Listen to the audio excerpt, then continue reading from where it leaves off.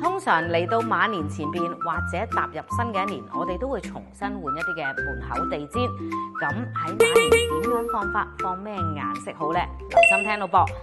如果門口行出去向正東嘅話，今年係八白財星飛臨啊，可以放紅色嘅地氈，會對個財運有幫助嘅。如果向正南嘅朋友就唔好意思啦，因為咧呢一個係病星飛臨，而且係五黃星，最好咧就放一塊銅片喺門口，再加塊金色嘅地氈，千祈唔好放紅色嘅地氈喎，因為紅色係會令個病星更加活躍噶。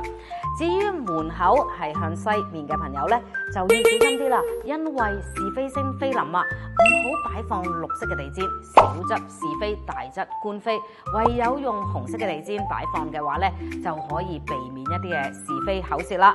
而正北嘅朋友，恭喜你啊，因為今年係偏財星飛臨，